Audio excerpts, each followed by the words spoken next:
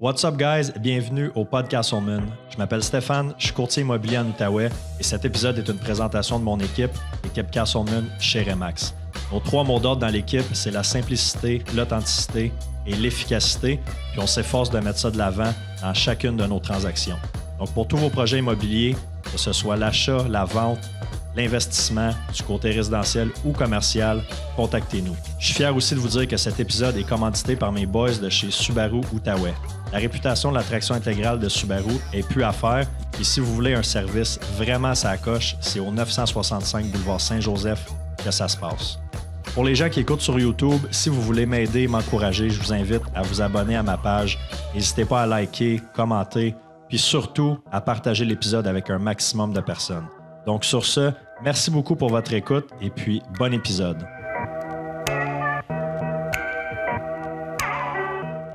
What's up guys? Merci d'être là. Merci d'être là à cet épisode solo, recap de ma saison de course 2023. J'avais fait un épisode l'année passée à peu près à ce temps-ci, justement qui était recap de ma saison 2022, puis je l'ai réécouté récemment, puis j'ai vu comme l'évolution que j'ai eue depuis un an comme coureur en trail, en ultra. Puis je trouve ça le fun aussi. C'est un peu... en fait, c'est peut-être un épisode un peu égoïste pour moi, dans le sens que de faire mon recap comme ça me permet d'analyser certaines choses aussi parce que j'ai quand même écrit certains points, c'était quoi mes objectifs, des erreurs que j'ai faites, des améliorations que j'ai réussi à faire cette année, puis un petit peu c'est quoi mes projets pour 2024. Fait que de passer à travers ça, de m'asseoir pour justement là, faire un genre de debrief de ma saison, mais ça me permet de voir c'est quoi mon évolution. Fait que j'espère que vous autres, vous allez trouver de la valeur là-dedans puis que ça va vous aider peut-être dans vos cheminements comme coureur, comme sportif d'endurance, peu importe, ou que ça va peut-être vous inspirer à vous inscrire à des défis qui vous font peur, des affaires qui vous challenge. Moi, c'est toujours ça que je cherche à faire, autant dans mes courses que dans des projets, des décisions d'affaires. Peu importe, j'essaie toujours de me challenger, me sortir de ma zone. Puis, il y avait un épisode avec Gina Ravenda qu'on avait parlé justement de course, puis on avait parlé du UTHC 65 versus 80, puis elle m'avait dit, ça m'avait resté, elle m'avait dit, je voulais m'inscrire au 65, mais elle ne me faisait pas assez peur, fait que j'ai décidé de m'inscrire au 80. Puis je disais, ça c'est un bon mindset de gagnant, de winner qui veut tout le temps pousser un petit peu plus loin, puis justement sortir de sa zone, essayer des choses qui nous font peur. Fait que j'ai été quand même là-dedans beaucoup cette année. Je vais essayer de faire ça pas trop. Je pense que je pourrais parler pendant 2 heures, là, mais je vais essayer de rapper ça en bas de 50-60 minutes. C'est quand même court pour résumer une saison qui a été très, très occupée. Un de mes buts, si on veut, cet été, c'était de partir, voyager, booker des Airbnb, aller dans des villes, des montagnes. Ça reste relativement au Québec. J'ai été 2 fois aux Adirondacks aussi, mais le but, c'était de ne pas être à Gatineau, en fait, pendant les fins de semaine, d'aller explorer. Puis c'est ce que j'ai réussi à faire. Cette année, je suis parti à plein de plages. J'ai découvert des super belles trails, des paquets de monde aussi, des nouvelles rencontres que j'ai faites. Puis, j'en ai juste profité. Fait que là, la saison, là, j'enregistre ça, on est le 2 novembre, la saison des dossards est finie. Il me reste un aventure cette année en décembre. Je m'en vais en Arizona, dans le désert des montagnes. Fait qu'Arizona, Flagstaff, Grand Canyon, Sedona, c'est un endroit qui est assez mythique là, pour la course de trail, pour les ultras. Donc, je m'en vais là juste avant les fêtes. Puis, j'ai vraiment hâte. Il y a l'aspect de l'avion qui me stresse. Ceux qui me connaissent, vous savez qu'une de mes... c'est pas une phobie. Je pense pas que j'ai peur de l'avion en tant que tel, mais avec l'anxiété, l'agoraphobie, le fait d'être à je sais pas combien de dizaines de milliers de pieds dans les airs, de ne pas conduire, pas moi qui chauffe. C'est comme la peur d'avoir peur, tu sais, la peur de faire de l'anxiété dans l'avion, puis d'être pris, puis de comme... C'est ça, de peur de porte de sortie. Fait que c'est plus là mon gros problème que l'avion en tant que tel. J'ai pas peur que l'avion s'écrase ou quoi que ce soit. Je connais les stats, que c'est bien plus dangereux en char qu'en avion, puis bon. Je l'ai pris en 2019, 2 fois l'avion, mais ça fait 4 ans là, que... Tu vois, jusqu'à 4 ans, je ne l'ai pas pris. Puis, tu sais, jusqu'à peut-être 1 an, tu sais, même quelques mois, c'était pas envisageable pour moi de le prendre l'avion, tu sais. Je me laissais, tu sais, ça m'arrêtait. Dans le fond, cette peur-là m'arrêtait. Puis là, j'ai dit, fuck it, c'est pas vrai que... Tu sais, je sors tellement de ma zone dans plein d'affaires, c'est pas vrai que je vais m'empêcher de découvrir des montagnes, des trails à cause de ça, tu sais. Puis justement, mon amour pour les ultras, pour la course, ma passion pour ça, va réussir à me faire passer par-dessus cette crainte-là, cet inconfort-là. Donc, mois de décembre, 1 semaine à Flagstaff, Grand Canyon, ça va être complètement malade. Mais je vais vous parler un petit peu de mes objectifs. C'était quoi pour la saison 2023? Des erreurs peut-être que j'avais faites en 2022 que je voulais corriger en 2023. Une erreur que j'ai faite, je vais dire un apprentissage, là. L'année passée, ma grosse course, bon, j'avais le marathon d'Ottawa en mai que j'ai pas aimé. Là, j'en ai déjà parlé sur l'autre podcast. Ceux qui veulent aller l'écouter, le recap de la saison 2022, il est sur ma chaîne YouTube. J'ai pas eu une belle expérience au marathon d'Ottawa.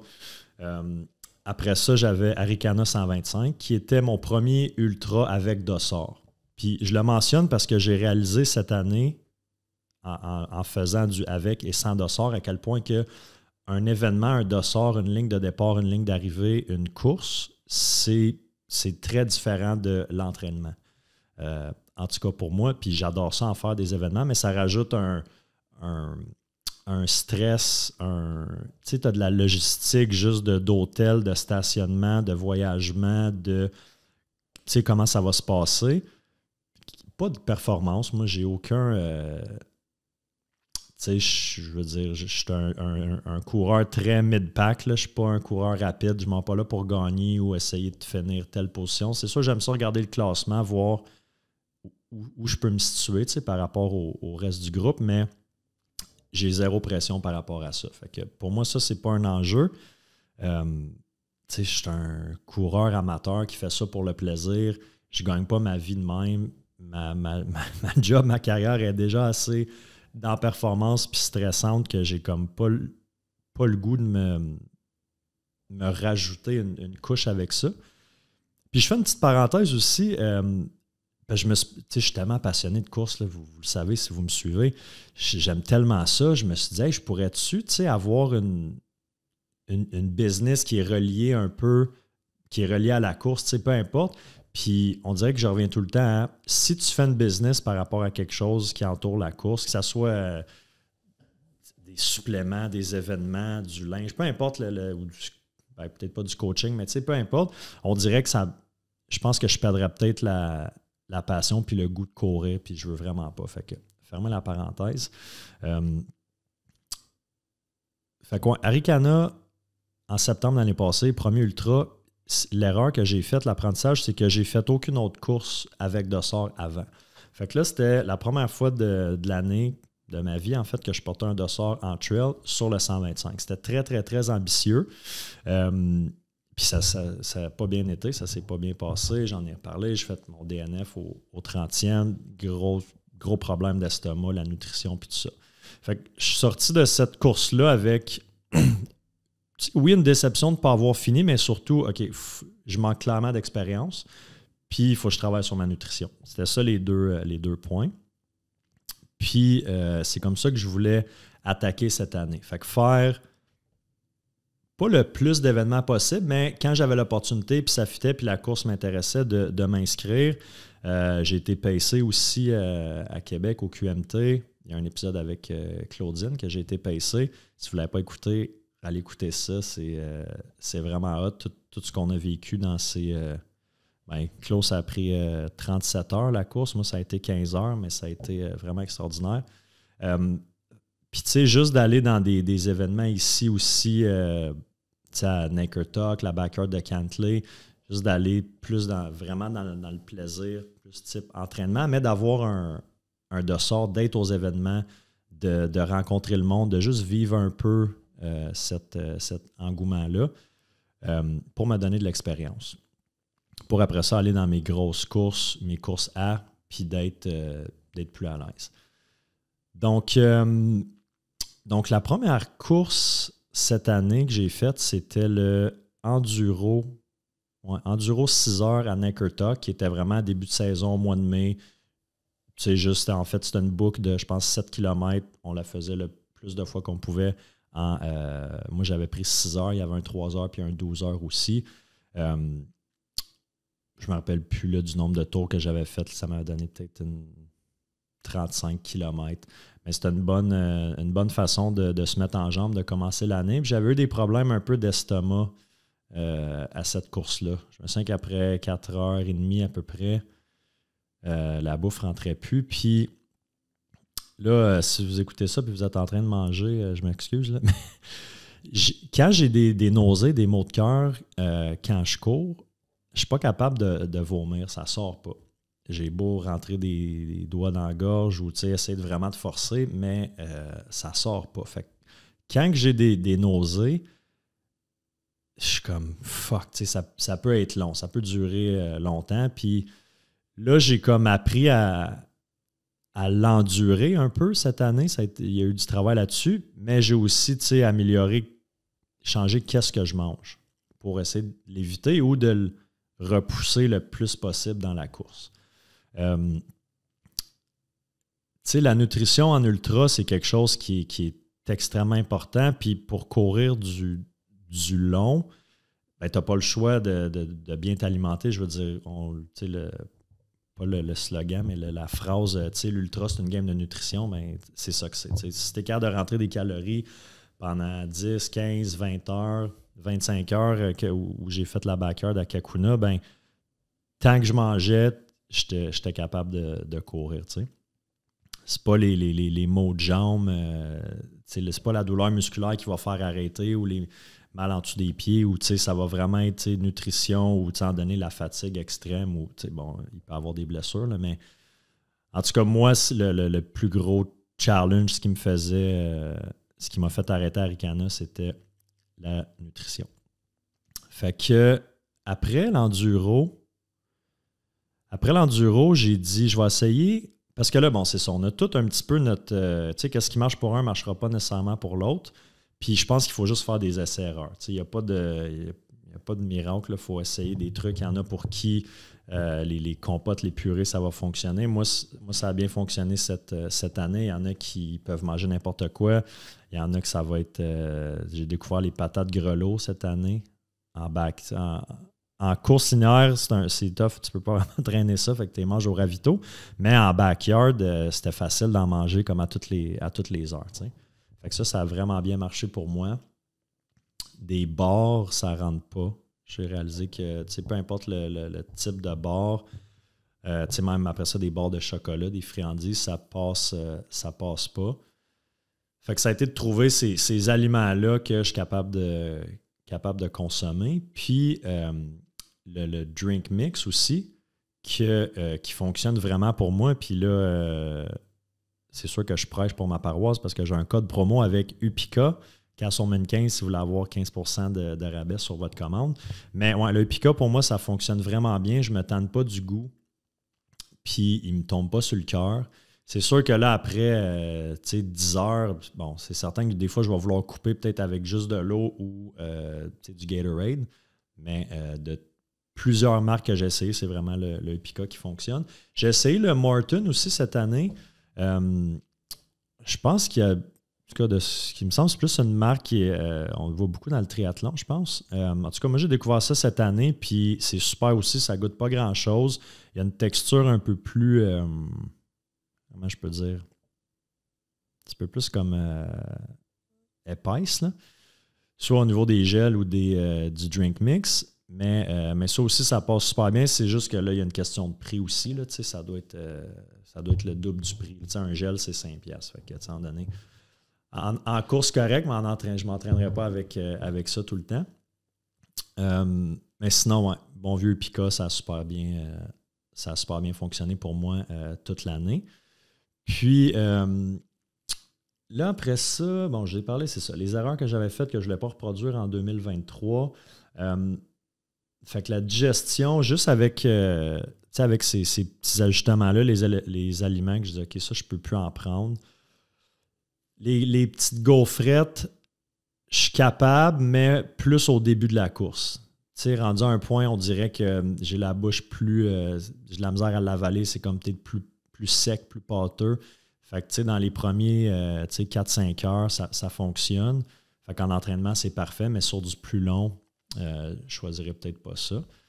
Puis, une chose que j'ai vraiment remarqué cette année, vu que je ne m'entraîne pas en vitesse, tu sais, je ne m'entraîne pas pour être plus rapide, je m'entraîne pour être plus endurant, faire de la montée, courir plus longtemps. Tu sais, ma vitesse, à la limite, j'ai perdu de la vitesse depuis 2021, où est-ce que là, je courais plus focus sur route, marathon. Tu sais, j'avais fait un 3h46 sur marathon non officiel, là, mais c'est pas mal certain que je le réessaye. Ça fait longtemps que je n'ai pas fait un marathon sur route, mais je ne suis pas certain que je serais capable de faire ça en ce moment. Où est-ce que j'ai vu vraiment que j'ai vraiment une grosse amélioration, c'est dans mes distances, mais dans mes temps de récupération. Ça veut dire que je peux faire un 40, des fois des 60 kilos en entraînement le samedi ou le dimanche. Lundi, un peu raqué, mais quand même capable d'aller au gym. Puis le mardi, je courais sans douleur, tu le sens là, dans les jambes, tu sais, que tu as fait le volume. Mais je disais, c'est fou. Puis ça, c'est une affaire que j'ai dit souvent à Eric Deshaies, mon coach cette année. Je disais, c'est fou, je récupère vraiment bien.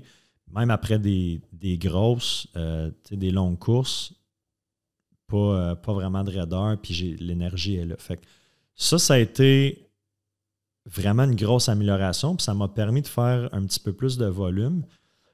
En termes de chiffres, mettons, là, l'année passée, si ma mémoire est bonne, j'ai fait il me semble que c'était 2006 ou 2650 km. Puis cette année, je vais faire à peu près 3000. Fait que tu sais, il y a eu une augmentation, puis je pense que c'est une erreur que j'ai faite au début quand j'ai commencé, puis que j'entends que je pense qu'on est plusieurs à faire, c'est de vouloir augmenter le volume trop vite. Fait que tu sais, je trouve que, mettons, un 350 km de plus sur une année,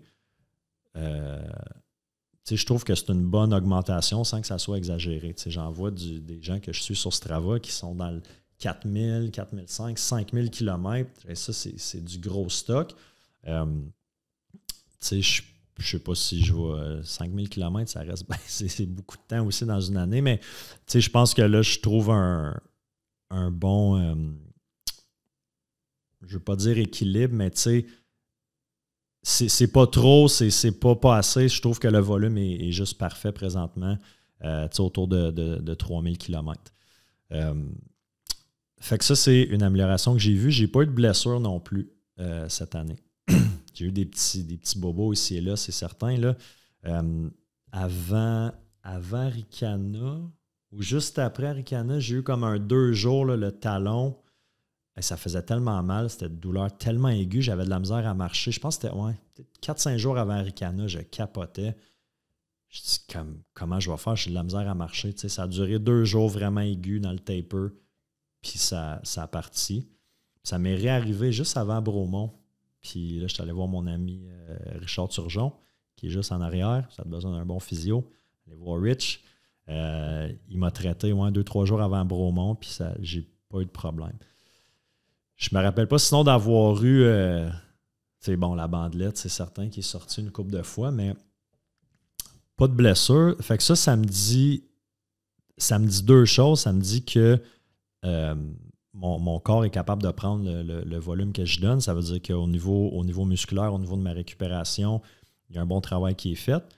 Puis ça me dit aussi que je ne m'entraîne pas en cave, tu sais, que je pousse pas la limite, que je m'entraîne intelligemment.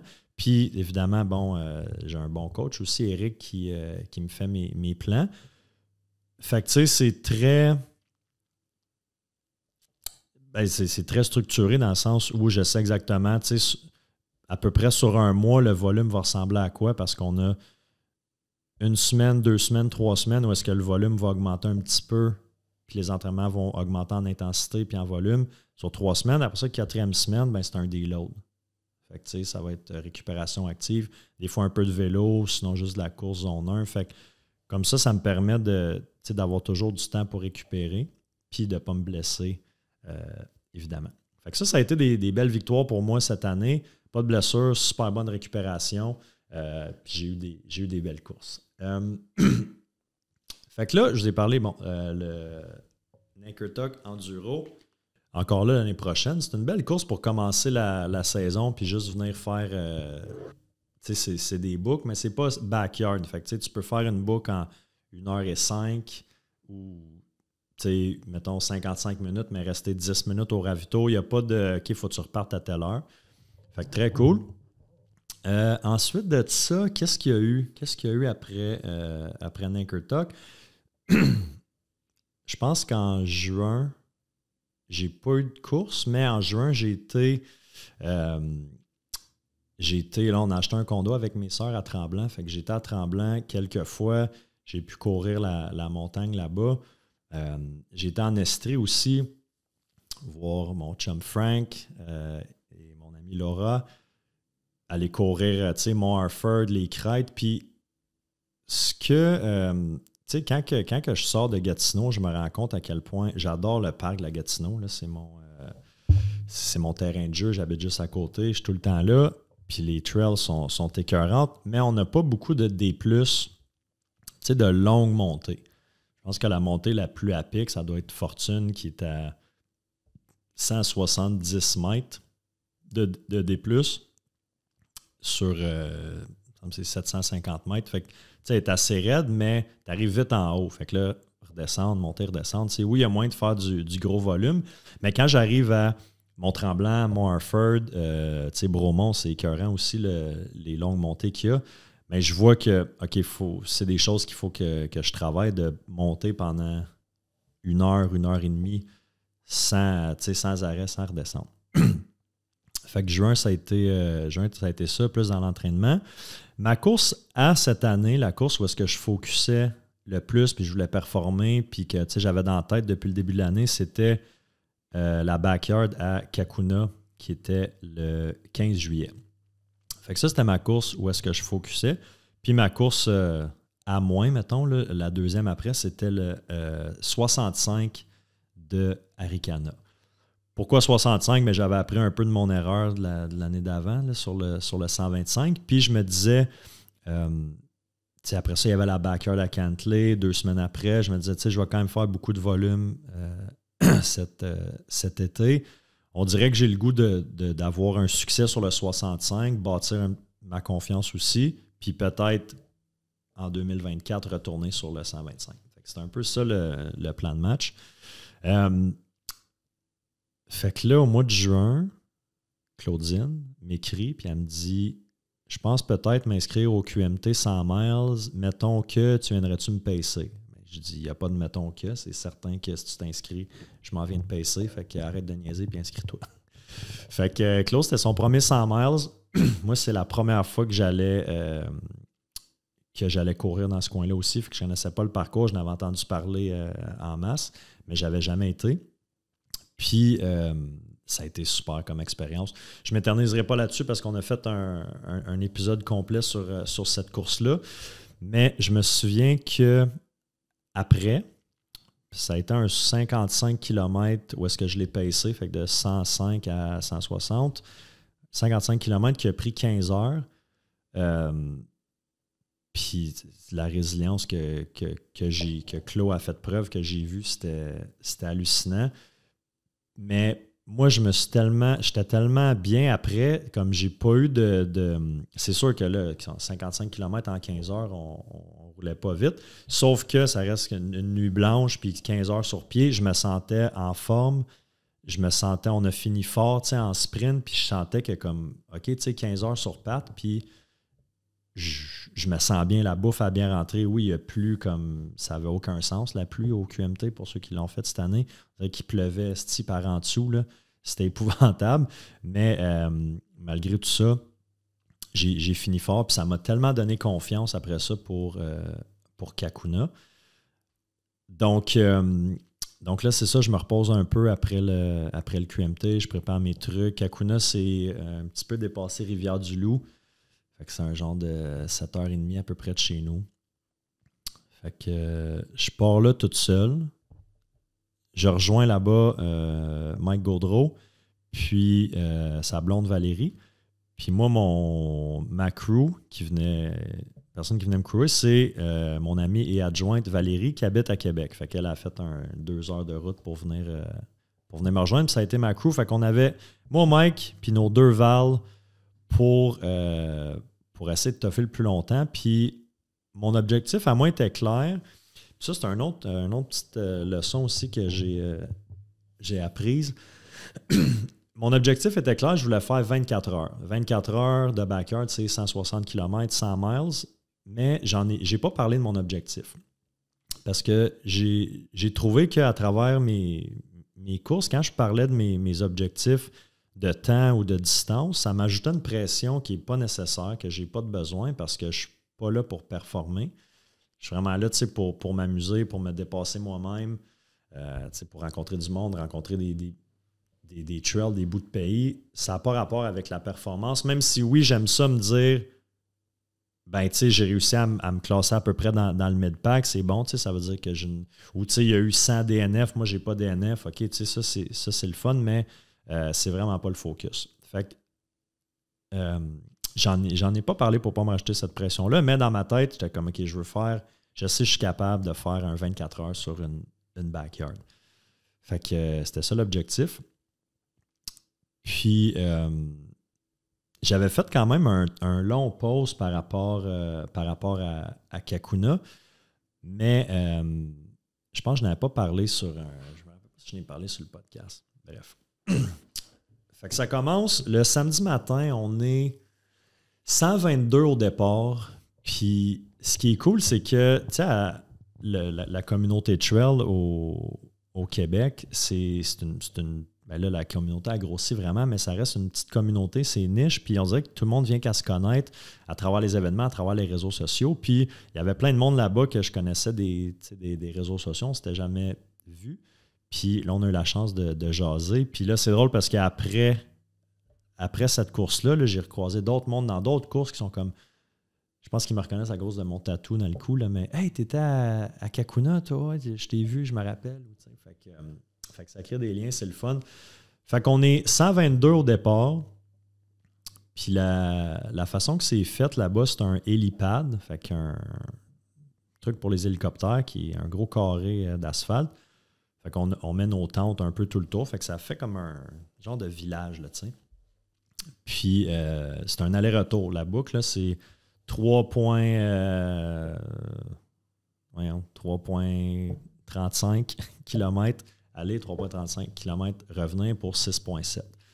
Fait que c'est pas le parcours qui est le plus excitant, puis c'est sûr, il n'y a pas de dénivelé pratiquement. Je pense qu'il n'y a même pas 20 mètres de dénivelé sur le parcours, puis c'est de la garnotte. Fait que la petite roche. Fait qu'à la longue, ça devenait très...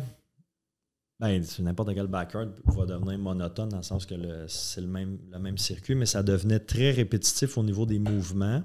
Parce qu'en trail, même si tu cours pendant des heures, ton pied ne lande jamais pareil.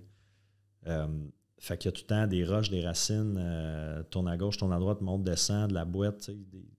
C'est tout le temps différent, tandis que sur de l'asphalte ou sur de la petite roche, c'est le mouvement des pieds, c'est tout le temps la même chose, des jambes. Fait qu'en donner des douleurs comme la bandelette, comme les hanches, comme les arches des pieds, ça devenait vraiment dur à gérer. Fait que ça ajoute une couche de difficulté que, je pense à d'autres courses que j'ai faites. c'est sûr que j'ai pas fait de 100 miles en trail encore, mais j'ai eu des mal pendant la backyard que j'ai pas eu, mettons, dans d'autres courses. Fait que ça se passait super bien. La bouffe, elle rentrait, il faisait pas trop chaud, pas trop froid, mais à cause que c'est sur le bord du fleuve, on dirait que la température changeait tout le temps. Fait que des fois, j'avais froid, mais comme pas assez pour mettre un manteau. Des fois, j'avais chaud, mais comme pas assez pour... c'était tout le temps un peu... T'es comme en deux. Après ça, il y avait des bébites. Après ça, du brouillard, mais tellement épais que ça faisait comme des gouttelettes. Parce qu'on a un paquet de types de températures différentes. Puis à toutes les boucles, après 10, 15, 18 heures, là, il commence à avoir des bobos, des problèmes. Fait qu'à toutes les boucles, mettons, je partais, puis on avait un peu de réseau. Fait que là, je dis, OK, quand je reviens, il faut que je pense à, mettons, mettre de l'anti-shave sur mes cuisses, ou il faut que je pense à changer mes bas, ou OK, là, je vais changer ma casquette. Fait que tout ce que je me disais pendant la boucle, OK, il faudrait que je fasse ça, OK, il faudrait que je mette de l'antiflogestine telle place. Je textais à Val. Je disais, OK, oublie pas, quand je vais revenir, prépare-moi ça, parce que des fois, j'oublie en revenant. Puis là, tu reviens, tu veux juste t'asseoir comme 7, 8, 10 minutes, puis on dirait que tu ne penses plus à comme pendant que tu étais sur la boucle. Fait que Val était vraiment sa coche, elle me préparait tout, j'ai texté, je disais, OK, ça, j'arrivais, tout était prêt. Fait que pour la nutrition, c'était soit des patates, on avait de la soupe Leptune ou des chips. On avait quand même beaucoup de choix. C'est ça, les backyards, t'achètes tout le temps bien trop de bouffe. Puis, fait que ça, je mangeais ça au ravito en revenant. Puis sur le parcours, j'amenais soit un gel ou des petits bonbons, des Honey Stinger, juste pour manger au turnaround. Fait que c'était vraiment comme un horloge. On arrivait... Moi, Mike et Max Tardif, on a passé pratiquement toute la course ensemble, les trois. Ils nous appelaient les trois mousquetaires, le monde sur le parcours. Puis à toutes les aussitôt qu'on tournait, on arrivait pas mal tout le temps, là, comme à 25-26 minutes au turnaround. Là, bang, je sortais ma collation, je mangeais.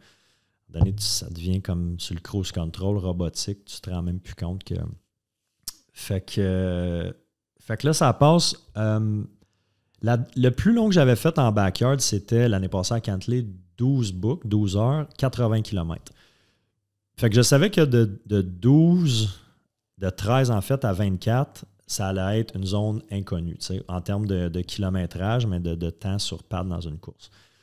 Puis ce qui est arrivé, la boucle 12, tout se passe super bien, je suis content, je suis comme, là, je vais battre mon PR de distance, je tombe dans une zone inconnue. Je pars pour la 13e, ça faisait 3 minutes. J'étais à peine sorti du parking. Là. Puis là, je commence à avoir des hauts de cœur, des sueurs froides, des étourdissements. Je suis comme, tabarnak, OK, ça file pas, là, tu sais. Puis là, je me dis, c'est fort le cerveau, tu sais, je me dis, tu sais, mon cerveau, il me dit, OK, arrête, il veut me protéger parce qu'il sait que là, je suis dans une zone inconnue, tu sais. Fait qu'il veut me protéger, il me donne ces nausées-là. Fait que je dis à Mike et Max, faites votre boucle, moi je vais la faire un peu plus lentement, tu sais. Fait que je marche plus sur cette boucle-là, j'ai de la misère à manger. Je la finis, tu sais, habituellement je finissais peut-être en 50 minutes, celle-là, mettons, en 55, je sais pas. Je mange pas vraiment au ravito, je repars juste avec de l'eau, je me dis, je vais m'en tenir juste à l'eau. J'avais des petites choux de gingembre. Fait que je m'en tiens à ça, je repasse à la 14e. Puis là, ça passe. Là, on dirait que mon cerveau, mon corps comprend que comme, OK, tu sais, mon cerveau, il comprend, OK, on n'a pas fini, là, tu sais, il n'arrête pas tout de suite. Fait que là, ça, c'est une affaire que Mike disait, tu sais, quand ton cerveau comprend que tu n'as pas fini, il trouve des solutions. Il est comme, OK, il n'arrête pas, fait qu'on va trouver des solutions, il continue, là, tu sais. Fait que c'est ça qui s'est passé. Après ça, j'ai repris le plan de nutrition comme avant, puis ça a super bien été. Soleil se lève, tu sais, c'est certain que ça commence à être vraiment tough, la fatigue, mal partout, tu sais, juste là, de s'asseoir 8 minutes, se relever, c'est rendu vraiment tough, mais je le sais que j'arrête pas avant 24, no matter what, tu sais. Puis j'ai eu un doute, là, à 20-21, j'ai fait comme, tu sais, c'est-tu vraiment nécessaire? Commence à jouer, c'est-tu vraiment nécessaire? Pourquoi je fais ça? Qu'est-ce que j'ai à prouver? Comme j'en ai assez, là, tu sais. Mais Mais non, j'ai toffé jusqu'à 24. En fait, 25 parce que je me suis rendu là, pourquoi pas une de plus, juste pour dire que j'ai dépassé le 24. Puis on était, c'est ça, moi, Mike puis Max, on avait fait, on a dû faire 18 books peut-être ensemble. On avait le même pace, puis on a eu une bonne chimie qui s'est installée toute la journée, toute la nuit. Puis en partant sur la 25e, moi puis Mike, on s'était déjà dit qu'on arrêtait. Max, il nous dit, savez-vous quoi les gars, je n'ai assez moi aussi pour aujourd'hui. J'arrête avec vous autres à 25, puis on va traverser la ligne d'arrivée ensemble. Tu sais. Ben oui, parfait, c'est super cool. Puis sur la dernière, il y a une vidéo. Si vous allez sur ma page Facebook ou Instagram, il y a une vidéo de notre arrivée de notre 25e. Max, il nous a dit, je vais faire la boucle un petit peu plus vite avec ma blonde, Stéphanie, sur cette boucle-là. Puis il dit, on se revoit tantôt. Parfait. Fait que on fait la boucle, tout ça. Il arrive à la ligne d'arrivée avant nous autres, mais il n'a pas traversé la ligne, il nous a attendus. Puis, tu sais, c'est peut-être anodin, mais moi, j'ai trouvé tellement ça un gros signe de leadership. Il s'est assis. On le voit dans la vidéo, il est assis en avant de la ligne d'arrivée. Quand il nous voit arriver, il se lève, tape dans le dos, on traverse la ligne ensemble. Puis ça a été comme ça. On a traversé toute cette course-là ensemble. Puis là, de la finir ensemble.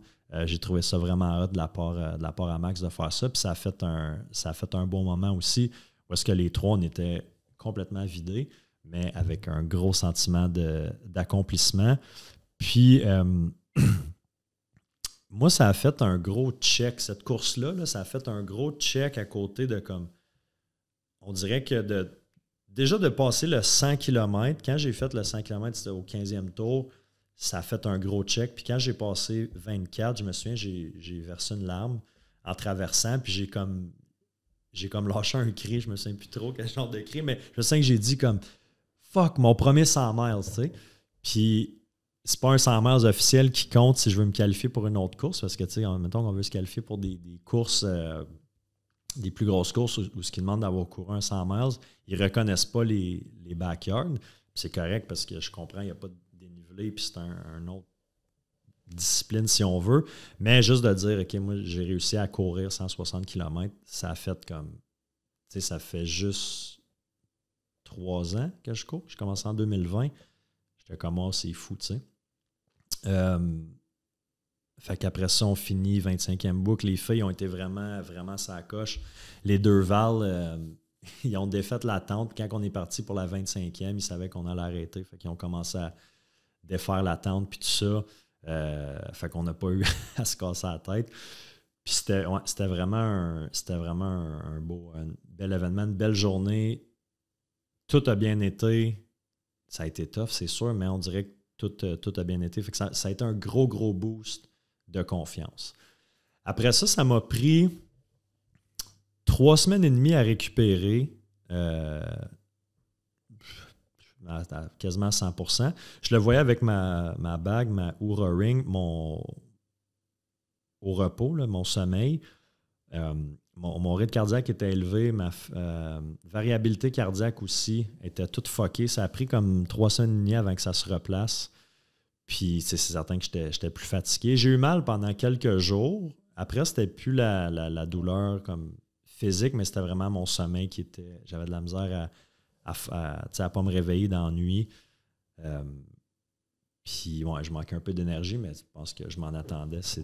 C'était normal. Mais tu sais, après ça, de ne pas avoir de blessure, je me sens, j'ai texté Eric comme 4-5 jours après, puis j'ai dit, hey, mes jambes, je pourrais courir. Tu sais, je me sens comme je pourrais courir. Puis il disait, hey, c'est extraordinaire. Ça veut dire que le training a payé. Tu sais. Donc, après Kakuna, ça a fait un gros check, gros boost pour la confiance. Après ça, mois d'août, qu'est-ce que j'ai fait? Je suis retourné dans les Adirondacks, j'ai fait Whiteface. Puis ça, c'est une chose aussi, pour ceux qui se souviennent, j'avais été en janvier cette année dans les Adirondacks toute seule pour la première fois que j'allais là-bas, toute seule en plein hiver. Je ne me l'ai pas donné facile, je voulais me sortir de ma zone. Puis, tu sais, j'avais fait un vidéo sur Instagram que quand j'arrivais au top, puis je disais, là, je suis vraiment pas dans ma zone de confort parce que moi, d'être au top d'une montagne où est-ce que tu vois 360 vraiment loin de chez nous, tout seul, vraiment loin de mon char, d'une porte de sortie, tu sais, comme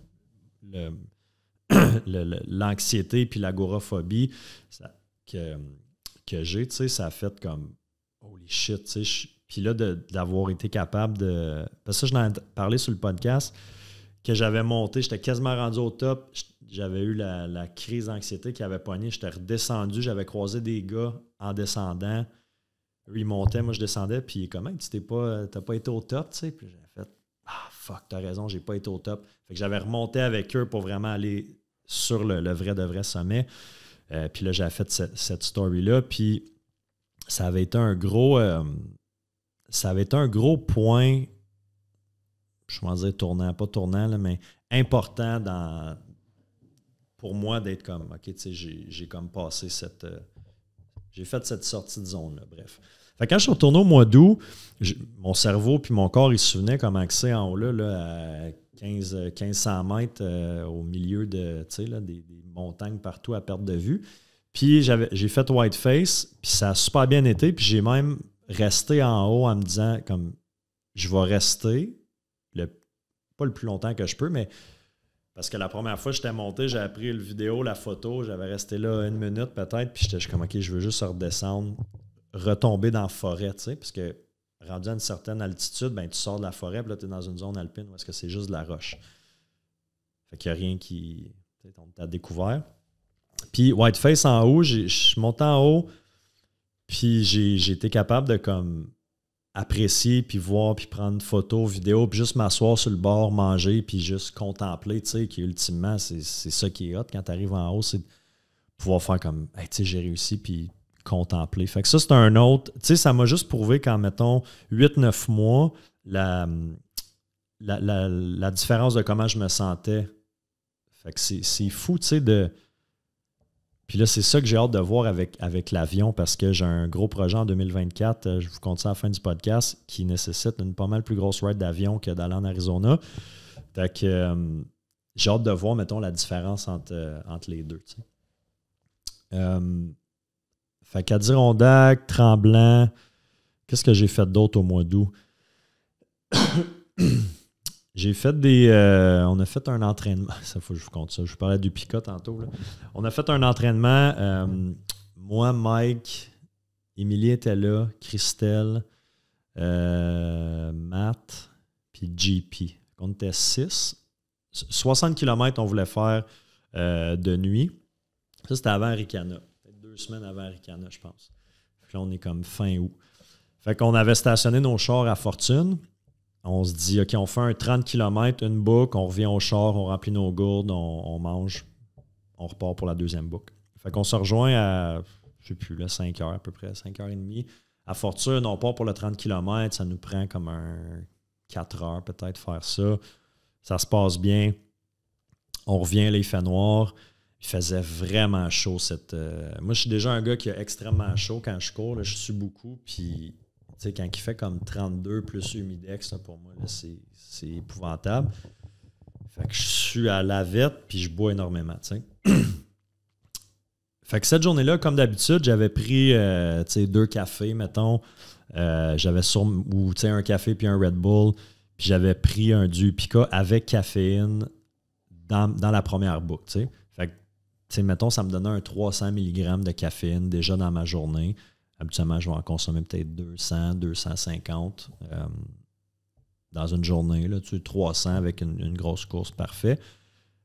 Fait qu'on fait la première boucle, on revient, j'ai ma frontale, mais ça reste qu'on est dans le noir. J'ouvre ma valise de char. J'ai un gros, comme 2 gros tiroirs en plastique pour toute ma nutrition sportive. Fait que mes gels, mon Epica, mes gaufres, peu importe. Puis un autre tiroir qui est plus kit de premiers soins. Fait que l'anti-chafe, les plasters, voyons, je l'ai dit tantôt. Pas antiflagellitine, du Voltaren, n'importe quoi que je pourrais avoir de besoin, ma frontale, des batteries, tu sais là. Fait que j'ai ça pour les backyards, c'est super, mais quand je pars faire des courses, au lieu de trier et de dire qu'est-ce que j'amène, je fais juste tout amener, je mets ça dans la valise du char, merci, bonsoir. Fait que là, j'arrive dans la vallée, j'ouvre mon tiroir, Je sors mon sac de Pika, je commence à remplir mes gourdes. Je me remplis 4 gourdes avec une scoop et demie par gourde. Puis on repart. Fait que on repart, puis au début du trajet, on monte.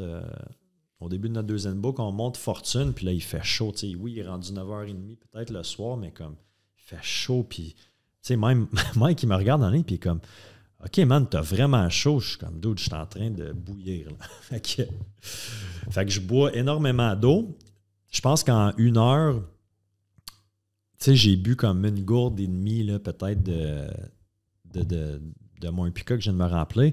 Puis là, j'ai le cœur qui pompe, là, puis j'ai chaud, puis je commence à avoir mal à la tête, mal au cœur. Je me sens là comme... Je dis, qu'est-ce qui se passe? Là, je refais la scène dans ma tête quand j'ai rempli mes gourdes, puis tabarnak, je me suis trompé de sac de Pika, puis j'ai pris celui avec de la caféine. Fait que là, en plus d'avoir bu un Coke, qui doit avoir un genre de... je sais pas, une petite bouteille de Coke, ça a quoi... 60-70 mg de caféine. En plus d'avoir bu ça au ravito, j'ai dû reboire un autre comme 250 mg de caféine en 1h15, là, tu sais, dans mon Epica. Fait que là, je me ramasse avec une journée de comme 650 mg. Hey, je file pas, là, je suis dans le bois comme... j'ai chaud, ça n'a aucun sens, j'ai le cœur qui pompe. Je suis comme, Chris m'a mourir ici, ça n'a pas de bon sens. Là, on trouve ça drôle un peu, les gars sont comme tabarnak. Fait que là, finalement, je trouve une rivière, je vide mes gourdes, pas dans la rivière, à côté. Je me remplis dans la rivière, là, je m'asperge d'eau, je bois comme 1 litre d'eau, juste pour essayer de filtrer ça, flusher ça. Fait que finalement, ça passe. Puis bon, c'était ça mon anecdote de Pika. Fait que toujours faire attention au sac que vous prenez. Fait que ça a été un bon training avant Ricana. Je vais passer vite sur Arikana parce que j'ai le goût de vous parler un petit peu plus de Bromont, qui a été, je pense, ma plus belle course à date, où est-ce que je me suis senti le mieux. Arikana, je pars là toute seule, pas de crew. J'aime quand même ça, faire ces affaires-là tout seul. On dirait que c'est comme une... Je suis tout seul avec moi-même dans ma tête, je fais le voyagement, 6 heures de route. C'est certain que là-bas, je connais un paquet de monde, puis je jase avec du monde, je rencontre des nouvelles personnes, parce que tu veux pas, quand tu es tout seul, ben tu parles au monde. T'sais. Mais d'être comme dans l'auto tout seul, à l'hôtel tout seul, je trouve que c'est quand même cool. Fait que je pars là, pas de crew, je vais faire mes affaires. Évidemment, je savais que j'allais rencontrer plein de monde, du nouveau monde, du monde que je connaissais là-bas.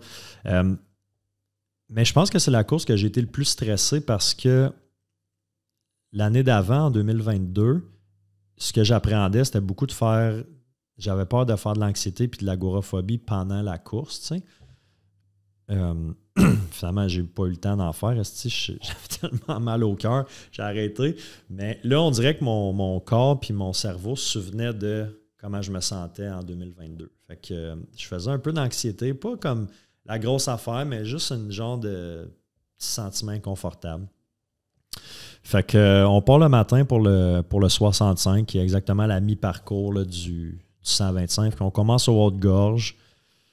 6h30 le matin, tout le monde est belle ambiance. Là, puis je pars il y a comme 3 vagues. On séparait ça en 3 vagues. Puis en première vague, il disait OK, ceux qui estiment finir en bas de 9h30. Je me dis, ouais, tu sais, 9h30, 10h, je pense que ça serait faisable pour un 65 kg. Le ratio D+, il est quand même pas si pire. Mais c'est ça encore là, des fois, je le connais. L'année d'avant, j'avais couru une section au début du parcours, mais là, je n'avais pas couru cette section-là. Puis, tu sais, une affaire que j'ai appris aussi en ultra, en trail, c'est que, tu sais, mettons un 65 km, le 65 km d'Arikana versus un 65 km dans un autre course sur un autre parcours ou dans des conditions différentes. Tu sais, une journée qui pleut, comme il a plu toute l'année, versus une journée qui fait beau où est-ce que les sentiers sont beaux, sont tapés, il n'y a pas de boîte. Ça peut être complètement différent. T'sais. Fait qu'on dirait que Puis, tu sais, je l'ai encore plus appris là. On dirait que le 65 kg, c'est peut-être pas dans la distance là, la distance me faisait pas peur, mais j'étais comme, OK, le parcours, je le sais que ça va être un parcours qui va être tough, mais c'était vraiment un esti de parcours. Il y avait... Je pense pas qu'il y a plu pendant la course, mais il n'y avait plus avant. En tout cas, il y avait de la boîte, des racines. C'est vraiment un parcours qui est tough. Arikana. Puis je sais que dans le temps, le monde disait que c'est un parcours qui est roulant, puis là, ça a été comme beaucoup changé, le parcours. Là. Il dévie avant, il y a beaucoup de. Des kilomètres qui étaient sur des double track de 4 roues. Mais là, je pense que ça coupe pas mal plus dans le bois qu'avant. Fait que c'est un parcours qui est très, très tough. Puis moi, j'ai pas eu vraiment pas une bonne journée. Après une demi-heure, là, j'étais comme OK, je me sentais pesant, je me sentais gonflé, j'avais mal au ventre. Puis c'est con parce que je regarde les photos que mon chum Richard McDonald a pris de la course, puis je le vois, j'ai une bédaine, j'étais comme, oui, j'étais tellement gonflé, je me sentais pesant, je me sentais comme... Puis, tu sais, pourtant, je pense que j'avais fait attention dans la semaine avant, fait que c'était juste comme un feeling de... Ouais. Fait que, tu sais, tu te sens pas bien, tu performes pas bien, j'avais mal au cœur, il faisait vraiment chaud. Je me souviens, je m'aspergeais d'eau je trempais ma casquette à toutes les rivières que je voyais. Fait que j'ai fini par finir en, je ne sais plus du temps, là, 11h15 peut-être, là, quelque chose comme ça. Fait que, tu sais, mon 9h30 du départ que je m'étais dit, OK, tu sais, 9h30, 10h, tu sais, quand j'ai vu le matin que c'était pas une bonne journée, tout de suite, j'ai réussi à enlever puis ça, j'étais quand même content d'être capable de faire ça. J'ai tout de suite enlevé le temps dans ma tête. Je dis, aujourd'hui, ça se passe pas. Je vais finir. J'ai jamais douté que j'allais pas finir. Mais je dis, ça prendra le temps que ça prend. Je m'en fous. Je veux juste finir puis avoir une victoire sur ce parcours-là, tu sais. Une victoire qui est de le finir. Puis, j'ai pas eu un moment dans la course où est-ce que ça a comme remonté, puis ouais, je me suis senti bien, puis vraiment comme, OK, je peux accélérer. J'avais de la misère C'était course-marche. On dirait que j'avais de la misère à trouver mon rythme. Fait que je suis content de l'avoir fini. Je vais définitivement refaire Arikana en espérant que j'ai une meilleure journée cette journée-là. Mais là, je t'inscris l'année prochaine au 125. Fait que je vais avoir ma revanche sur ce parcours-là. Fait que je sors... je me souviens. Il faisait comme chaud, c'était bizarre comme température. Puis là, en finissant, moi, je suis tout seul. Fait que là, en fait, j'ai rencontré un gars puis une fille, mettons 10 km avant la fin, puis eux aussi avaient une journée tough. Puis ces 10 km-là ont été quand même, ça a comme mis un baume, là, si on veut, parce que j'avais comme pas vraiment connecté avec personne dans la course. J'ai croisé un paquet de monde, on a jasé un peu, mais j'ai pas eu de... Mais avec ces deux-là, puis là, c'est con, j'ai oublié leur nom, là. Mais on a eu comme une bonne connexion, puis je vois qu'eux aussi avaient une journée tough, moi aussi, qu'on s'est dit, garde, après une couple de kilomètres, on se disait, on finit ça ensemble, on traverse la ligne ensemble, puis on a finalement traversé les 3 ensemble, fait que c'était quand même hot. Fait que là, après ça, je m'en vais chercher mon repas d'après-course, puis je m'assieds dans des estrades, tu sais, des petites estrades de terrain de soccer, mettons, en métal. Puis je suis là, puis je mange, puis il y a un gars qui vient s'asseoir à côté de moi, puis il me dit justement, il dit, hey, t'étais à Backyard Kakuna, je te reconnais à cause de ton tatou dans le cou. Puis lui, il a fret, là, il est là, puis il a fret. Puis il se met à shaker, à trembler, mais là, il fait shaker toute l'estrade en métal. Fait que là, je suis là, même, j'essaie de manger mon hamburger. Puis là, comme, il shake de même, mais je trouvais ça assez drôle. Lui, il était crampé, comme, asti, j'ai frette, là. Fait que, ouais, petite anecdote. Mais j'ai pas eu mal après. J'ai pas eu de... Tu sais, la récupération, c'est vraiment bien faite. Je pense que 3-4 jours après, j'étais déjà back à la course. Puis, 2 semaines après, il y avait la backyard de Cantley que je m'étais dit, tu sais, je vais essayer de pousser au max cette journée-là. Mais juste avant Arikana, j'avais décidé de finalement mettre mon nom sur la liste d'attente pour Bromont, 55 ou 80. Puis j'ai dit, si jamais j'ai une place, je vais y aller, puis je réajusterai mon objectif à la backyard en fonction. Puis j'avais comme mis ça de côté. Puis là, finalement, comme 2-3 jours avant la backyard, bang, j'ai une place au 2, au 55 ou au 80. Fait que là, je me dis, 55, il me fait moins peur. Fait que je vais aller pour le 80. Puis, fait que j'ai ajusté un peu mes mes ambitions pour la backyard à Cantley. De toute façon, pour ceux qui étaient là, ça s'est pas rendu. Je pense qu'ils ont arrêté après 15 heures pour des circonstances hors de notre contrôle. Fait que finalement, le plan, c'était d'aller là, d'avoir du fun, de faire un training, de faire du volume. Puis j'étais avec Émilie qui a fait quelques books. Puis notre amie Christelle aussi, c'était le jour de sa fête. Fait que ça, c'est quand même hot. Elle voulait faire 10 books. C'était ça son objectif. C'était un PR de distance. Elle n'avait jamais fait... je pense que le plus qu'elle avait fait, c'était comme 30 kilos. Fait que c'était vraiment un bon gap. Puis elle s'est dit, je veux faire 10 books. C'est ma fête, je me fais ce cadeau-là. Un cadeau hot à se faire. Puis j'ai dit, OK, bon, mais je vais te pacer, je vais t'accompagner, je vais aller à 10 avec toi, tu sais. Fait que c'était ça l'objectif, le training. Puis ça a été, les 2 dernières pour Christelle ont été vraiment, vraiment rough. Puis finalement, elle a réussi. Je pense qu'on a rentré la dernière en 59 quelques. Là, on a sprinté là, pour le dernier 300 mètres à peu près. Fait que toujours super hot, là, tu sais, en plus, c'était ici à Cantley, fait que je connaissais pas quel monde. Richard Turgeon encore a fait une super job pour l'organisation. Puis, c'est ça. Fait qu'après ça, je me disais, bon, Bromont, fait que tu sais, il y a eu Arikana 2 semaines après la backyard à Cantley, un autre 2 semaines après, Bromont. Fait que Bromont, j'arrive là avec aucune attente. J'ai pas eu de training spécifique parce que, tu sais, j'étais déjà entraîné pour ça. Puis, la premier événement, j'ai fait non officiel, si on veut, dans le sens que c'était pas ma course, mais j'avais été pacé à Bromont sur le 160. J'avais pacé Max Tardif en 2021. Fait que j'avais fait la moitié du parcours, qui est Bromont 160, c'est 2 boucles de 80. Fait que j'avais fait comme le dernier 40 du 160.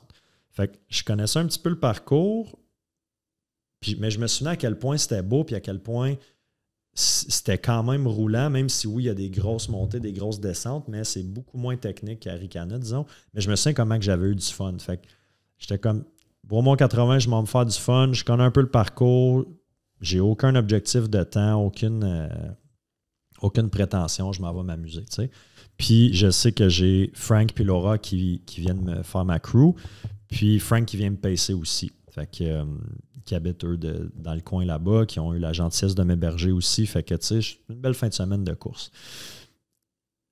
Là, 3h30 du matin, c'est le départ du 80. Puis, je vais essayer de faire ça vite. Là, ça fait 1 heure. Là, je vais essayer de wrapper ça up. Là, mais Bromont, il faut que j'en parle. C'était trop malade.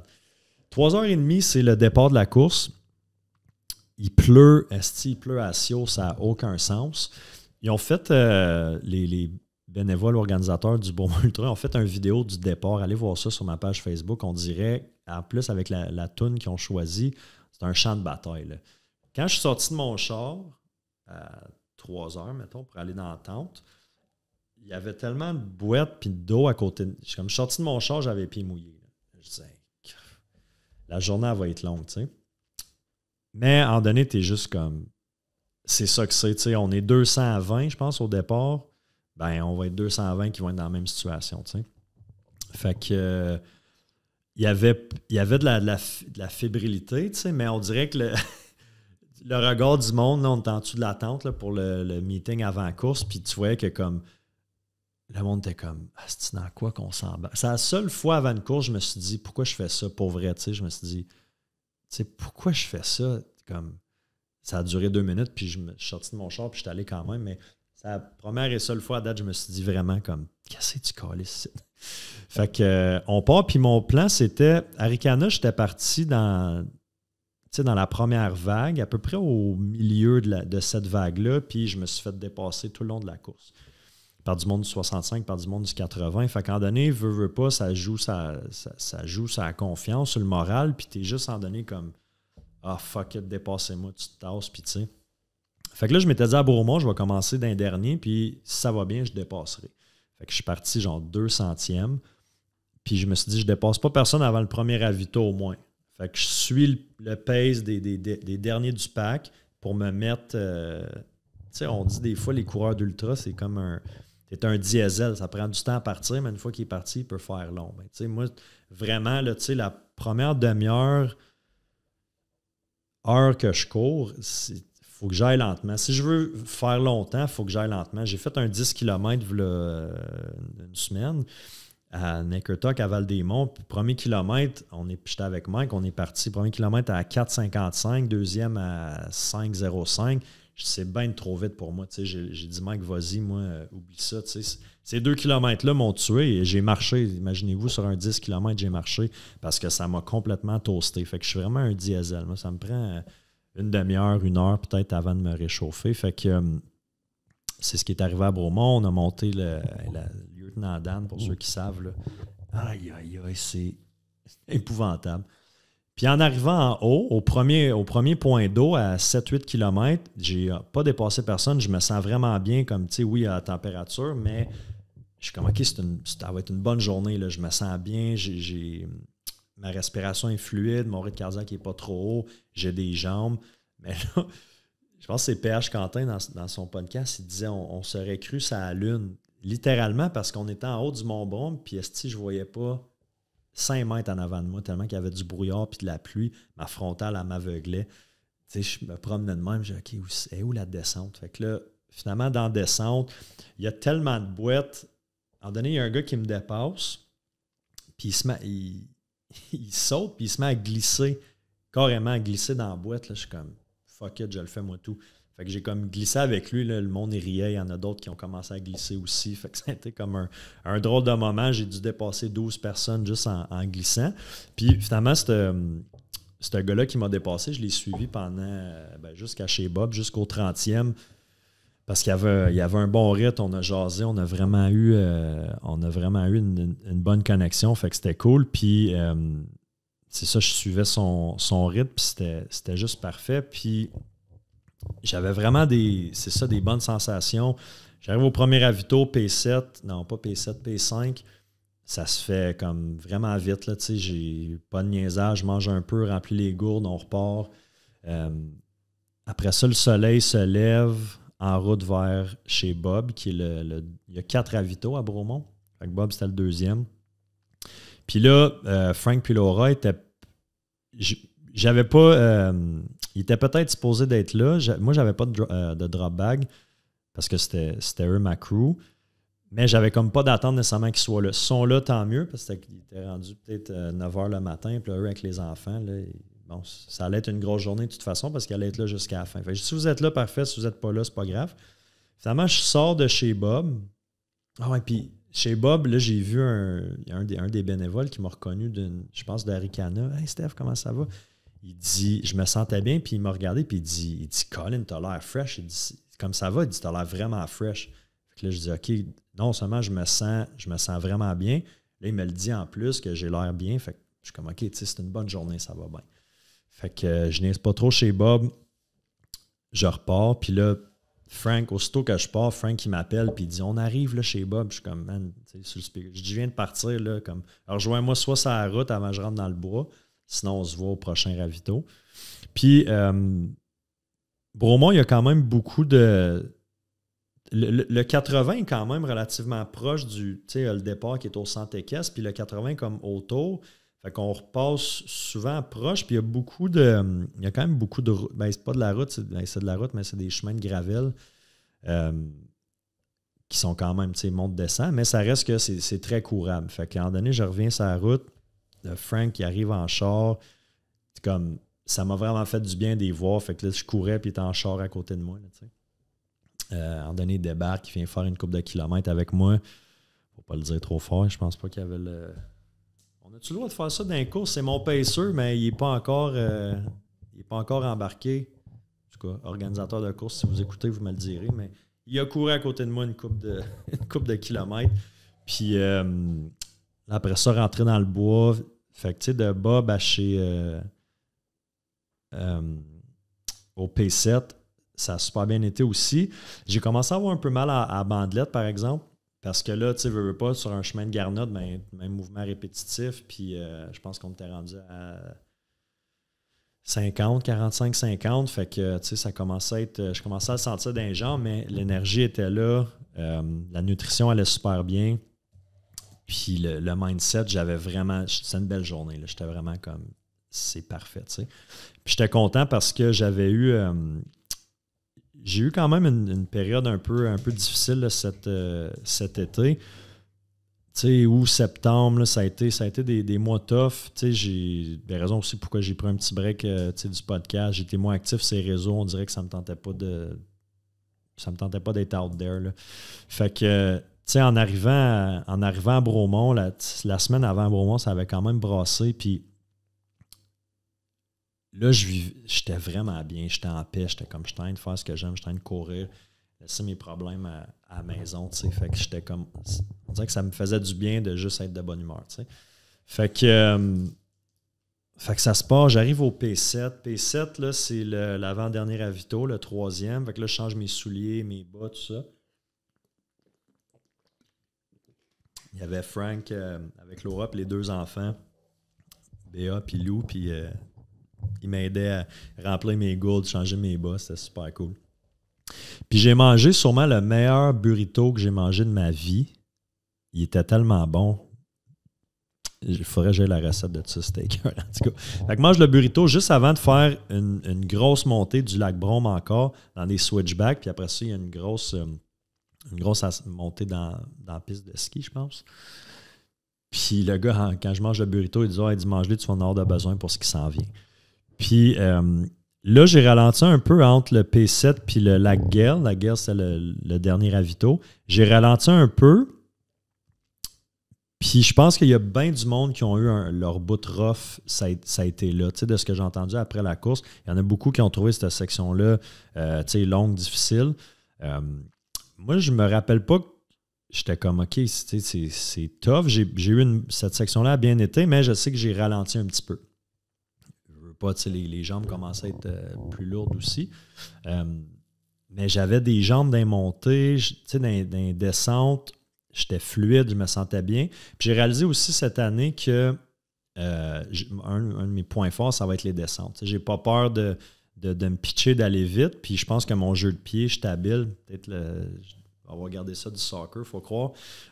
Mais c'est très, très rare que je m'enfarge ou que je m'accroche, puis je suis capable d'aller vite. Fait que souvent, dans les montées, je me fais dépasser, mais je redépasse dans les descentes.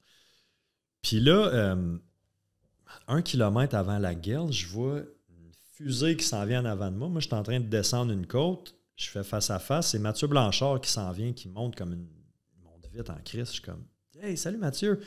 Salut! » Puis il sprint au sens inverse. Puis je suis comme... Parce que j'y avais Alex, sa blonde, qu'on avait... Depuis Bob, on était comme, tu sais, elle était un petit peu en avant, j'étais un petit peu en avant. Fait qu'Alex, elle est rendu là, il était en arrière de moi. Fait que là, Mathieu, je me dis, il doit aller la voir pour je sais pas trop quoi. Il repasse à côté de moi 5 minutes après, comme une balle. Puis là, je dis, je vais pouvoir dire, je me suis fait dépasser par Mathieu Blanchard dans une course. Fait que c'est dit, je me suis fait dépasser par Mathieu Blanchard dans une course. Mais je suis comme, qu'est-ce qu'il fait? T'sais, on arrive au ravito finalement, puis là, je comprends qu'il y a eu un malentendu par rapport au cut-off. Fait que moi, j'arrive à 3h moins 10 au ravito, puis je me fais dire, faut-tu repartir du ravito dans 10 minutes? Parfait. T'sais, là, Frank embarque, je remplis mes gourdes vides, je mange, puis là, Frank, il me pèse pour les derniers 13 kilos. Mais là, je me rappelle que sur le parcours, j'avais comme entendu des bénévoles parler des cut-offs, que les cut-offs avaient changé, puis j'ai comme pas vraiment porté attention à ça. Mais là, je me rends compte qu'il y a eu des gros malentendus par rapport aux heures de cut-off, puis c'est pas la faute de l'organisation, parce que sur le site, sur le guide du coureur, c'était marqué clairement que c'était à 3 heures. Mais je pense qu'il y a eu de la mauvaise information, peut-être de bénévoles ou pas, ils n'ont pas fait exprès, évidemment, là, mais je pense que ça a créé une confusion. Fait que là, Mathieu, il s'en allait dire à Alex, il te reste 10 minutes avant le cut-off, tu sais. Fait que dépêche-toi. Finalement, ils ont réussi à faire le cut-off parce qu'ils nous ont dépassé après Gale. Parce que là, moi, à Gale, quand je suis parti super craqué, Frank embarque, il y avait un paquet de monde au ravito. Il devait avoir, je sais pas, là, 80 personnes. Il y avait vraiment beaucoup de monde. Puis, fait que je repars, je suis craqué quasiment en sprint. Là, je fais 300 mètres. Je suis comme, holy shit, OK. On dirait que là, je suis parti trop vite puis j'ai frappé un mur. Fait que les derniers 13 kilos ont été tough. Ils ont été tough. On dirait que j'avais plus de jus. Dans les montées, là, c'était... puis ça s'est vraiment fait d'un coup. Ouais, puis tu sais, pourtant, quand le pacer embarque, des fois, tu vas avoir un regain. Je l'ai eu, mais ça n'a pas duré longtemps. Fait que Frank, il m'a vraiment traîné sur les derniers kilos. Ça a été long, mais j'ai jamais eu de doute que j'allais pas finir. Puis après ça, c'était juste... je savais que j'allais faire le cut-off aussi. Fait que j'étais pas nécessairement stressé pour ça. C'était juste savoir quand. T'sais. Fait que les kilomètres étaient plus longs. J'essayais de courir... sur le plat. Puis les descentes, j'étais capable de courir. Le plat, j'étais pas vite, mais les montées, j'avais plus de jus. Fait que là, j'essaie de manger, prendre la caféine, mais mon corps, il était vidé. Mais j'étais encore vraiment dans le plaisir. Puis, ce qui est arrivé aussi, c'est que vu que je suis parti dans les derniers, là, j'ai découvert cette expression-là qui s'appelle jouer à Pac-Man. Fait que j'ai joué à Pac-Man, je suis parti dans les derniers, puis j'ai rattrapé à peu près une centaine de coureurs tout au long du parcours. Fait que c'est sûr que ça, tu sais, sur l'énergie, sur la confiance, c'est super cool. Mais ça me disait aussi que, OK, tu sais, j'ai un bon rythme, là. Fait que je pense que j'ai fini, je ne sais plus, mais ça, j'étais comme 102 ou 104. Puis j'ai commencé peut-être 200 quelques. J'étais comme, OK, tu sais, j'ai quand même joué à Pac-Man en maudit puis rattrapé bien du monde. Puis je pense que le taux de DNF, c'était comme 50%, là, tu sais. Fait que juste de finir cette course-là, c'était un exploit dans les circonstances avec les conditions. La pluie qu'il y avait, c'était épouvantable. La pluie, elle aurait été... Je me souviens plus quand, mais je sais que quand j'ai fini, il faisait un petit peu soleil et il y avait un arc-en-ciel. Frank a pris une photo de moi. Puis j'avais dit en plus dans la course, j'ai dit check bien ça, si on finit pas, puis il y a un arc-en-ciel, ça serait drôle. Puis là, finalement, il y en a eu une. Fait que j'ai réussi à finir, là, j'ai une vidéo là, de la fin, j'ai réussi à finir un peu à la course quand même, de peine et de misère, mais tellement avec un sentiment de fierté, d'accomplissement, puis je me sentais bien comme... J'étais fatigué, j'étais vidé, mais ouais, juste un bon sentiment. Là. J'étais vraiment content de ma course. Puis je pense qu'overall, c'était la plus belle que j'ai faite à date. Parce que, tu sais, de 0 à 65 à peu près, mon énergie était très, très, très constante. Ça diminue un peu, mais c'était vraiment, vraiment stable. J'ai pas eu de gros down. C'est sûr que bon, les derniers 10-12 ont été vraiment tough, mais c'était juste comme une grosse fatigue, tu sais. Fait que non, ça c'était une très belle réussite. Fait que là, je vais couper ça short and sweet là, parce que ça fait quand même 1h15. Merci à ceux qui ont écouté jusque-là. Après, fait que ça, c'était mon dernier ultra de l'année avec Dossard. J'ai fait le classique Salomon après le 30 km. Ça a bien été, il pleuvait encore, évidemment. Fait que c'était de la grosse boîte. Fait que là, les Dossards, c'est fini pour cette année. J'ai Arizona en décembre. Puis rapidement, là, mes courses pour 2024, je vais sûrement refaire l'enduro au mois de mai. QMT 110. J'ai vraiment trippé sur le parcours, sur l'organisation, sur l'ambiance. Puis je pense que le 110, c'est une... Je ne suis pas encore rendu à faire un 100 miles en trail. Je ne pense pas que je suis rendu là dans ma carrière de coureur. Je pense que le 110 du QMT, c'est un très, très gros défi. Puis c'est comme la suite logique avant d'aller sur un 100 miles. Puis en plus de ça, c'est qualificatif pour la Western State, que j'aimerais éventuellement faire. Il faut être pigé, par exemple. Fait qu'après ça, QMT 110 en juillet. Au mois d'août, je vais faire le Tour du Mont-Blanc. Fait que ça, c'est mon gros projet qui n'est pas... Ce ne sera pas l'UTMB, fait que c'est pas la course organisée, mais c'est le Tour du Mont-Blanc qui est pratiquement le même parcours que l'UTMB. Fait que 155 km, 10 000 mètres de D+, sur 5 jours. Fait que 4 nuits, 5 jours. Genre de 30-35 km par jour. Je le fais avec un groupe. On est 8, des gens que je connais pas là. Fait que dans le fond, je me suis inscrit dans cette cohorte-là. Je pense que la compagnie organise 5 ou 6 TMB à la course pendant l'été. Fait que début août, je pars là. Ils transportent notre sac d'un refuge à l'autre. Fait qu'on court le jour, le soir, on a des refuges. On est nourri. Fait que puis c'est quand même pas si cher que ça. C'est 800 €. Fait que logé, nourri, ils ne fournissent pas la bouffe de course, mais déjeuner, dîner, souper, transportent nos sacs aussi. Fait que j'ai très, très hâte. Là, je vous parlais d'avion tantôt. Je pense que l'avion, on dirait, me stresse plus. Me rendre là, c'est comme un 8 heures de vol, là, aller à Chamonix, en France. Puis le Tour du Mont-Blanc, pour ceux qui ne connaissent pas, là, ça passe par l'Italie. Puis par la Suisse, c'est dans les Alpes. Là, fait que c'est le Tour du Mont-Blanc. Fait que gros projet, ça m'excite vraiment.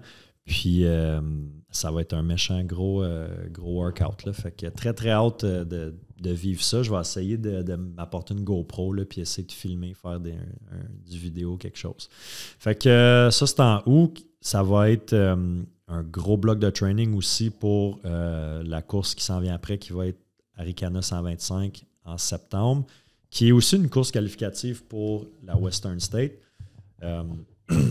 Puis 125, c'est ça. J'ai comme une affaire à régler là, avec Arikana. Fait que je vais aller prendre ma revanche là-bas. Puis ça va être ça, mes 3 grosses courses. C'est pas mal. C'est sûr, je vais refaire Bromont. Je suis comme en amour avec ce coin-là. Je pense que même Bromont en tant que tel, tu sais, même pendant la course, puis après la course, je me promenais un peu, là, puis ouais, c'est comme une genre de place. Ça ressemble un peu, c'est comme le Chelsea un peu de l'Estrie, tu sais. Fait que ouais, c'est vraiment un coin. Éventuellement, j'aimerais peut-être même avoir un chalet là-bas ou quelque chose plus tard dans ma vie parce que ça coûte une fortune là-bas. Fait que Bromont 80, Frank va le faire aussi. Fait que tu sais, c'est sûr que je vais être là, soit comme bénévole, pacer Frank, ou sinon je vais m'inscrire puis on va le faire ensemble. Mais ouais, j'adore cette course-là. Fait que c'est pas mal ça le programme pour 2024. Rapidement, là, les choses que je veux travailler pour l'année prochaine, ça va être ma puissance ma puissance, mon endurance musculaire pour les montées, parce que c'est ma faiblesse. Là, le D+, j'en fais pas assez. Fait que il faut juste que je continue à en faire. Puis là, j'ai commencé, ça fait 2 semaines. Cet hiver, j'ai un entraînement avec mon amie Émilie Boileau au gym Centre Team Boileau, où est-ce qu'on va vraiment travailler spécifique, renforcement des quads, des hamstrings, des fesses, mobilité des hanches, vraiment pour gagner de la puissance puis de l'endurance sur les longues montées. Fait que ça, c'est quelque chose que je veux que je vais travailler. Puis perdre une couple de livres aussi, parce que, tu sais, en ce moment, je pense qu'un matin, j'étais à comme 188 ou 180. Je me pèse pas vraiment dans la vie, mais là, on dirait que je veux pouvoir quantifier, fait que je me pèse. Fait que 189 ce matin. Tu sais, je me dis, mettons, je perds comme un 5-6 livres. À quel point je peux gagner c'est certain en vitesse, mais en puissance aussi dans les montées, d'avoir un petit peu moins de poids à traîner. Fait que, tu sais, c'est sûr que là, perdre un peu de gras, un peu de muscle, ça risque de me faire d'améliorer un petit peu mes performances. Fait que ça va juste être la bouffe, là, tu sais, d'essayer de faire un petit peu plus attention, perdre une coupe de livres, pouvoir maintenir ça pour la saison prochaine, puis pouvoir voir justement la différence. Fait que ça va être ça mon plan de match pour l'année prochaine. Merci à ceux qui ont écouté l'épisode. J'espère qu'à travers mon expérience de cette année, mes différentes courses, vous avez pu peut-être vous inspirer à vous inscrire à des courses qui vous sortent de votre zone, qui vous font peur, ou peut-être des trucs que vous pouvez prendre, que vous pouvez appliquer. Mais encore une fois, moi, mon mindset avec la course, c'est d'avoir du fun. Tu sais, ce matin, j'étais allé courir. Souvent, je vais mettre de la musique, mais ce matin, pas de musique. J'ai tellement eu d'idées de création de contenu, tu sais, plus par rapport au travail, à l'immobilier, mais on dirait que j'étais comme, c'est là que mes idées sortent. Ça me fait tellement du bien, c'est méditatif. Puis après ça, tout ce qui est événement de sort, c'est juste je vais aller rencontrer du monde, je vais aller vivre des expériences. Je veux, tu sais, oui, je veux me challenger, mais je ne suis pas là pour faire des podiums. Puis après ça, l'endurance à la douleur, la résilience que je développe dans la course, la résolution de problèmes aussi beaucoup, ben, c'est toutes des choses qui sont transférables après ça dans les autres domaines de ma vie. Fait que oui, c'est extrême, faire des ultras, c'est sûr. On n'est plus dans la santé optimale, ça, c'est définitif. Mais moi, c'est ça que j'aime, puis j'ai pas envie de... J'arrêterai pas demain matin. Fait que, ceci étant dit, merci pour votre écoute. Puis on va se revoir la semaine prochaine. Puis c'est ça, pour ceux qui ont remarqué un peu aussi, là, je vais parler moins de course là, dans les prochaines... saison 3, là, ça va être moins axé sur la course, plus sur l'immobilier, l'entrepreneuriat, tout ça. Fait que ouais, c'est ça. Fait que merci tout le monde. Bonne semaine.